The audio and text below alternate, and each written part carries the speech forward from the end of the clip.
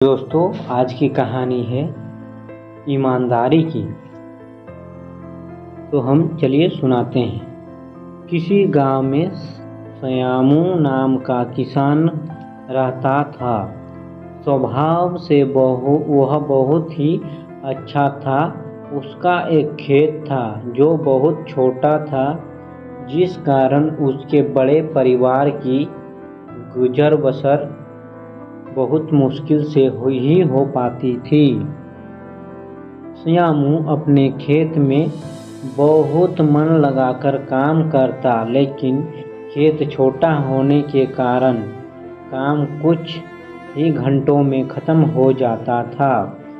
उसके बाद वह खाली रहता था। काम के बाद का खाली समय श्यामू को बिताना भारी पड़ता था। इसीलिए उसने एक दिन सोचा कि क्यों न इस खाली समय में गांव के ही सेठ जी के खेत पर मजदूरी कर लिया जाए। इससे खाली समय भी कट जाएगा और घर में पैसे की कमी भी कुछ दूर हो जाएगी। गांव के सेठ जी बड़े भले इंसान थे।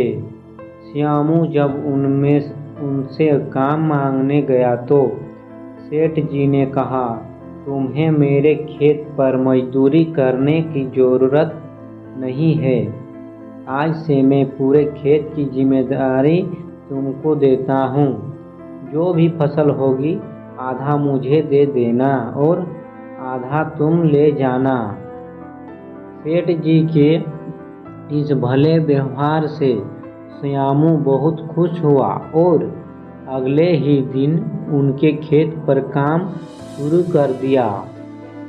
वह प्रतिदिन सुबह सबसे पहले अपने खेत का काम खत्म करता और फिर सेठ जी के खेत में काम करने चला जाता था। एक दिन दोपहर को जब श्यामू सेठ जी के खेत में हल चला रहा था, उसी वक्त उसका पैर किसी सख्त चीज से टकराया। जब उसने मिट्टी हटाकर देखा तो वहां पर मिट्टी से बना एक छोटा मटका था, जिसके ऊपर लाल कपड़ा बंधा हुआ था। श्यामू पहले तो थोड़ा डर गया, लेकिन फिर भी उसने थोड़ा साहस करते हुए मटके पर बंधा कपड़ा हटाया। जैसे ही उसने मटके के अंदर देखा, उसके आश्चर्य का ठिकाना न रहा। उसमें सोने के कई आभूषण थे। श्यामू को अब समझ ही नहीं आ रहा था कि वह इन कीमती आभूषणों क्या करे। एक और वह सोचता ही इसे कि किसी सुनार को बेचकर अपने घर की पैसे की कमी हमेशा के लिए खत्म कर देता हूँ। वही दूसरी ही पल सोचना कि यह जमीन सेठ जी की है, ये उन्हें ही सौंपना उचित होगा। काफी देर तक उलझन में पड़े रहने के बाद वह अंत में सेठ जी के घर ही गया। उसने सेठ जी को सारी कहानी बताकर मटका उन्हीं के सामने रख दिया। मिट्टी का वह मटका देखकर सेठ जी उसे पहचान गए और बोले, ये मेरी दादी के आभूषण है। मैं कई वर्षों से इसे खोजने की कोशिश कर रहा था। मुझे पता नहीं था कि ये कहाँ गड़े हुए थे। इन्हें अचानक खोजकर तुमने बहुत बड़ा उपकार किया है। तुम्हें इस काम के लिए कोई बड़ा इनाम तो मिलना ही चाहिए। तो सेठ जी ने मुझे अपने खेत पर काम दिया, यही बहुत है। अब मुझे कोई इनाम नहीं चाहिए। श्यामू ने सेठ जी से हाथ जोड़कर आग्रह किया।